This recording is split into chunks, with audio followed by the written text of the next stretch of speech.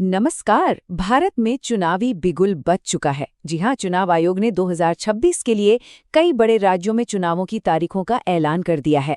और ये सिर्फ तारीखें नहीं हैं, ये वो तारीखें हैं जो देश की आने वाली राजनीति की दिशा तय करेंगी। तो इस पूरे चुनावी कार्यक्रम को अच्छे से समझने के लिए हमारे साथ अंत तक बने रहिएगा। चलिए देखते हैं कि आज हम क्या-क्या जानने वाले हैं। सबसे पहले बात करेंगे उस बड़ी घोषणा की, फिर देखेंगे कि मुख्य राज्यों का पूरा शेड्यूल क्या है।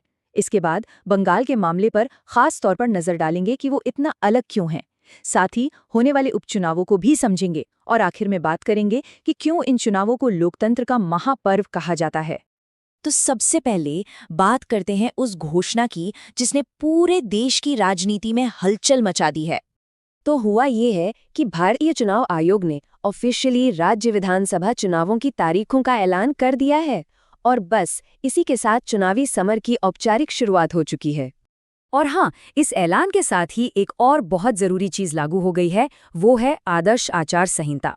इसका सीधा सा मतलब ये है कि अब सभी पार्टियों और उम्मीदवारों पर कुछ नियम लागू होंगे ताकि चुनाव पूरी तरह से निष्पक्ष हों। तो अब आते हैं उस मुद्दे पर जिसका सबको इंतजार था कि आखिर वोटिंग कब और कहाँ होगी। यहाँ देखिए, असम, केरल और पुडुचेरी, इन तीनों राज्यों में 9 अप्रैल को एक ही दिन में वोटिंग हो जाएगी। वहीं तमिलनाडु की बात करें तो वहां 23 अप्रैल को मतदान होगा। मतलब ज्यादातर राज्यों में चुनाव एक ही चरण में निपटाने की तैयारी है। और फिर आएगी वो तारीख जिसका पूरे देश को इंतजार रहेगा, 4 मई। जी, इसी दिन इन सभी राज्यों के नतीजे एक साथ आएंगे और ये साफ हो जाएगा कि जनता ने किसे चुना है। लेकिन एक राज्य ऐसा है जहां की कहानी थोड़ी अलग है और वो राज्य है पश्चिम बंगाल। चलिए जानते हैं कि बंगाल में क्या खास है। जी, जहां बाकी राज्यों में एक दिन में वोटिंग हो रही है, वहीं बंगाल का चुनाव 2 अलग-अलग फेज यानी चरणों में होगा।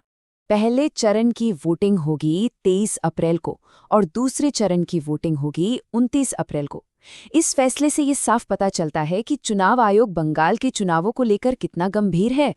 और आपको ये जानकर शायद हैरानी होगी कि ये फैसला अपने आप में ऐतिहासिक है। बंगाल में 2 चरणों में चुनाव होना कोई आम बात नहीं है। पूरे 25 साल सोचिए, 1/4 सदी के बाद बंगाल में इस तरह से 2 चरणों में चुनाव कराए जा रहे हैं। अच्छा, बात सिर्फ इन 5 राज्यों के विधानसभा चुनावों की नहीं है। देश के कुछ और हिस्सों में भी उपचुनाव होने वाले हैं, जो इस पूरी चुनावी तस्वीर का एक अहम हिस्सा हैं। तो महाराष्ट्र, गुजरात और कर्नाटक, इन 3 राज्यों में कुछ सीटें खाली हैं जिन्हें भरने के लिए ये उपचुनाव हो रहे हैं।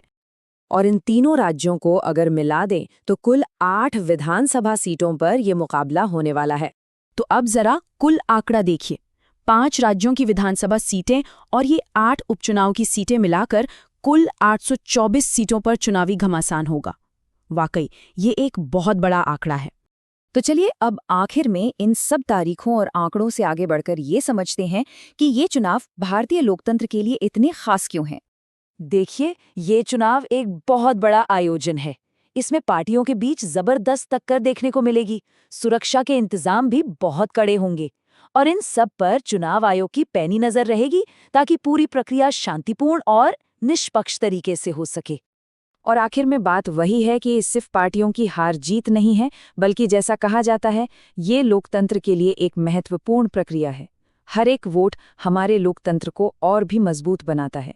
तो अब सबसे बड़ा सवाल यही उठता है कि इन चुनावों के नतीजे देश के राजनीतिक नक्शे को किस तरह बदलेंगे, क्योंकि 4 मई को जो परिणाम आएंगे उनका असर सिर्फ इन्हीं राज्यों पर नहीं बल्कि पूरे देश की राजनीति पर पड़ेगा। ऐसी ही जानकारी के लिए सब्सक्राइब कीजिए ऑल कैन स्टडी को। धन्यवाद। चलिए नेक्स्ट वीडियो पर मिलते हैं।